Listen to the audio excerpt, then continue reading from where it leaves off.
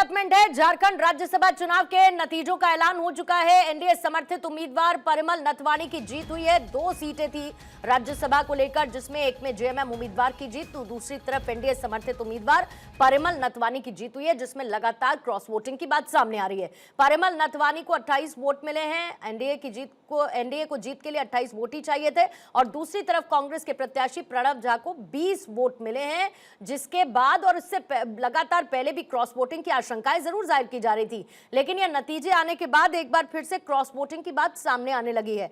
जल्दी से एक बार अनिल हमारे साथ मौजूद हैं, उनसे मैं रिएक्शन लेने से पहले सौरभ जी मैं आपसे एक रिएक्शन ले लेती हूं, क्योंकि अभी तो बाकी जगह भी राज्यसभा के चुनाव होने, उसके नतीजे भी सामने आएंगे, लेकिन यहां पर नंबर गेम कम होने के बावजूद भी एनडीए समर्थित उम्मीदवार का जीत जाना और क्रॉस वोटिंग की आशंका, इसके मायने बहुत बड़े हैं। नहीं, अब देखिए, झारखंड में ऐसी स्थिति पहली बार नहीं बनी है, ऐसी स्थिति पहले भी बन चुकी है। 2016 में मुझे याद है कि महेश पोद्दार जो है वो भी एक बिजनेसमैन थे, और वो भी राज्यसभा का इलेक्शन जो है उस समय लड़ रहे थे, और सब कुछ जो है जेएमएम के पक्ष में था, लेकिन जब रिजल्ट आता है तो पलट जाता है, वोटिंग हो जाती है वो महेश पोद्दार जी को। वही क्रम हमको देखने को मिला, और देखिए ये ऐसा नहीं है कि पहली बार इनका है, पर नया नहीं है तो गलत नहीं है वाली बात नहीं है ना। नहीं, देखिए, अब इसमें आप क्या कर सकती हैं। देखिए, अब क्या, अगर वो एक बड़े बिजनेसमैन हैं, उन्होंने बहुत काम किया है, झारखंड के लिए काम किया है, तो अगर वहां के विधायकों की अंतरात्मा की आवाज बोल रही है कि हमको इनको वोट देना चाहिए, उन्होंने दिया है। और देखिए, वहां पे सरकार किसकी है? सरकार तो जेएमएम की है ना। वहां पर अपने ही विधायकों को अगर वोटिंग पर वो रोक नहीं लगा पा रहे हैं, अपने ही विधायकों पर कंट्रोल नहीं कर पा रहे हैं, तो कमी तो निश्चित तौर पे सरकार की है। नहीं, लेकिन कैलकुलेशन वाइज इसे सीधे सीधे क्रॉस वोटिंग के पर्सपेक्टिव से ही देखा जाएगा ना सौरभ जी। 101% क्रॉस वोटिंग के देखा जाएगा, लेकिन क्रॉस वोटिंग भाई वो तो अब आप खुद ही कह रही है ना कि क्रॉस वोटिंग हो रही है, तो क्रॉस वोटिंग कौन कर रहा है? उन्हीं के विधायक कर रहे हैं जिनकी सरकार है, और सरकार में रहते हुए भी अगर आप अपने विधायक को नहीं रोक पा रहे हैं, क्रॉस वोटिंग के लिए नहीं रोक पा रहे हैं, तो इसमें जो है आप ही सक्षम तो वो व्यक्ति हैं जो लगातार जो है, देखिए पहली बार तो है नहीं, मुझे ध्यान है कि इसके पहले जो है 2008 से 2020 लगातार ये कंटिन्यू रहे, 2020 से 2026 भी इनको राज्यसभा रही, और अब ये अगले क्रम में जो है तो वो भी एक मजे हुए खिलाड़ी है राजनीति में जो है। हालांकि उनको बिजनेसमैन के रूप में ज्यादा देखा जाता है, लेकिन जिस प्रकार से आजकल जो गुड़ा गणित चल रहा है पूरे देश के अंदर, जो समीकरण चल रहा है, चाहे वो आपका लोकसभा के सांसद हो, चाहे वो राज्यसभा नहीं, और गुजरात के उद्योगपति भी है परिमल नथवानी, और लंबे समय से राजनीति, बिल्कुल 2008 से 2020 झारखंड से ये राज्यसभा के सांसद भी रह चुके हैं। इनका मैं प्रोफाइलिंग आपको जरा सा बता रही हूँ। फिर उसके बाद 2020 में आंध्र प्रदेश से वाईएसआरसीपी के राज्यसभा सांसद बने, कॉर्पोरेट अफेयर्स भी साथ साथ ये देखते रहे हैं। और लेकिन एक बड़ा सवाल ये है कि इस जीत को बहुत बड़े तौर पर देखा जाए या विपक्ष की हार इसके सामने बड़ी दिखती है, मतलब दोनों में से लार्जर पिक्चर किसकी है, जीत या उनकी हार? इसको बड़े आप लार्जेस्ट में देखेंगे तो इसको जीत माना जाएगा।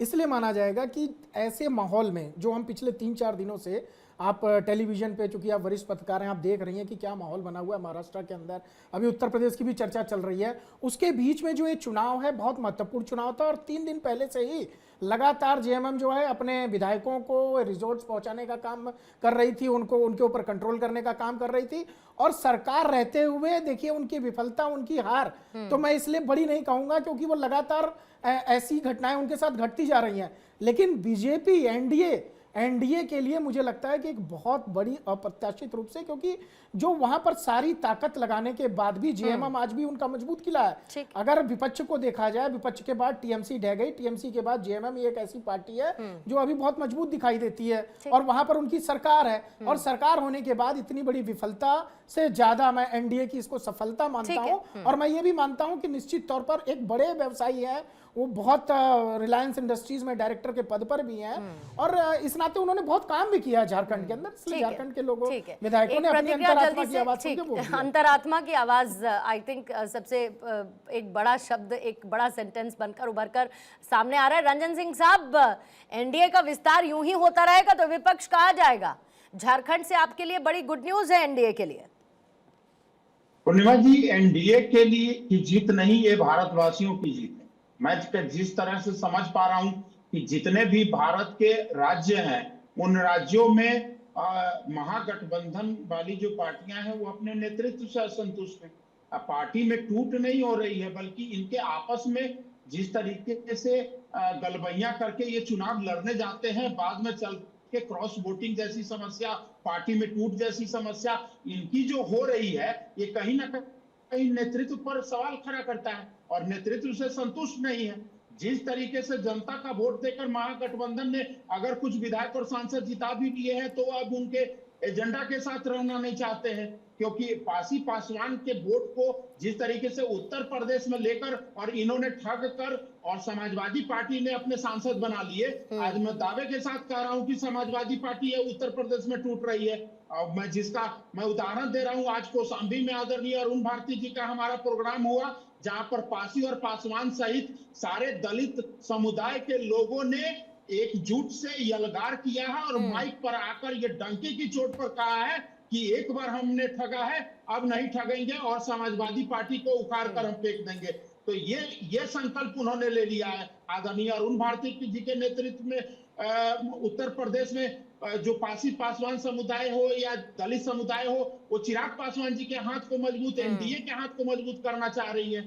आज देखिए, ये लोग कहते थे ना संविधान खतरे में है, ये लोग कहते थे, आज संविधान हमारे नेता आदरणीय प्रधानमंत्री मोदी जी के हाथ में है, कहीं खतरा में नहीं है। लेकिन मैं आपको बता रहा हूं कि जिस तरीके का नैरेटिव ये लोग चलाकर उत्तर प्रदेश की जनता को ठगने का काम किए, आज उत्तर प्रदेश की जनता पूरी तरीके से, खासकर दलित समुदाय के जो लोग हैं, बिल्कुल। और आज दहाड़ में हम चर्चा, बिल्कुल आज दहाड़ में इसी पर चर्चा करने वाले थे, जो कहा गया राजभर की तरफ से भी और बाकी लोगों की तरफ से भी कि समाजवादी पार्टी में टूट की आशंका बनी हुई है और समाजवादी पार्टी भी टूट के करीब नजर आ रही है।